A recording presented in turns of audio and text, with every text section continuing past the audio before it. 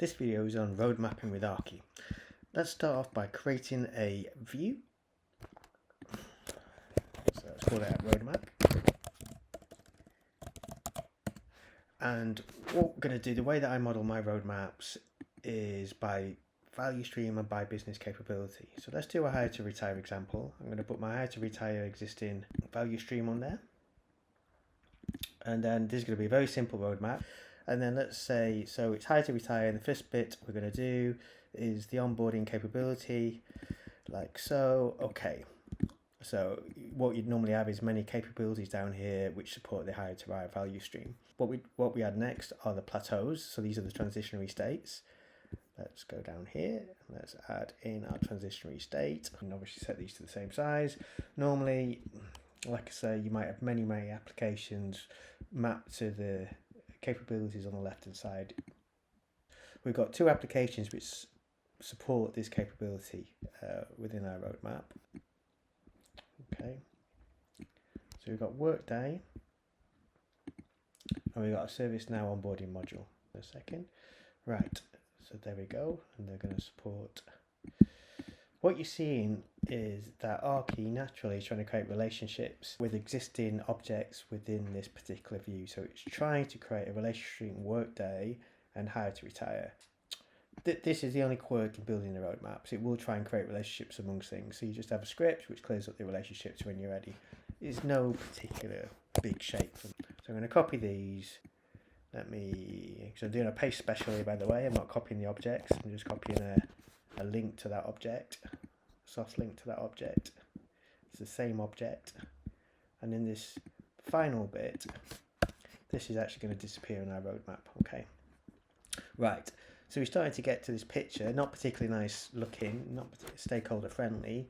So I've got a script which nicely cleans it up. Right, so now you can see very quickly you start to get something a little bit more presentable. Okay, I'm going to make this a little bit longer down here. So now we have a base structure for our roadmap, and in your roadmap you might have it just now, next and later. It really is up to you if you want to go this far with your roadmaps, but I want my architect to do some analysis in terms of these different transitionary states. I select two plateaus. I'm creating a gap between two plateaus within hire to retire. So let me click here, and this is my create new gap. And what I might have here is I might have got a data model misalignment. Okay, is the gap between the two transitionary states. I might put in exactly what's going on here. All business user link work packages. I've got no link work packages at the moment. I'm going to come to that in a second. Down here I've got cap categories, and this one's going to go in data. Okay, and then which division is it applicable to? Okay, so I'm going to add, and there we go. Successfully created a gap, and I'm going to come off, and you can see straight away I've got a gap between these two transitionary states, and that is going to get formatted in a second. So I might also have another gap, and then we'll say it's got some duplication. Why have we got two things doing onboarding? That sounds crazy, doesn't it? So let's go back down here. Duplication, complexity. I'm just creating two. Right.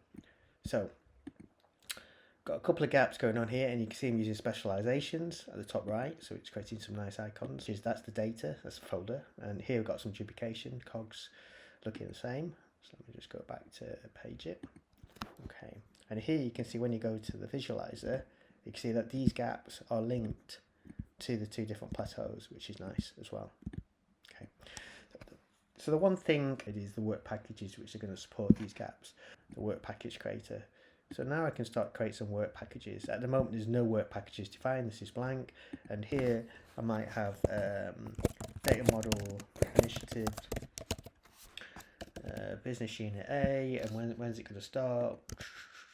Assign it an architect, Susan, delivery owner, Fred, priority high, status is proposed, planned, work in progress, and I'm going to add that work package. And then I'm going to add another package looking at the duplication. So deduplication, analysis, new work package, and that's save. Right, so here we've got some work packages defined which we can see here, but they're not mapped to a gap yet. Okay, so let's go into the gap manager again now. If we go to manage work package associations, I can see here get filter all gaps, select gap, and I'm going to say data model misalignment. I'm going to map it to there. Okay, exit, and you can see that it's popped up top left there. And let's do the next one, duplication.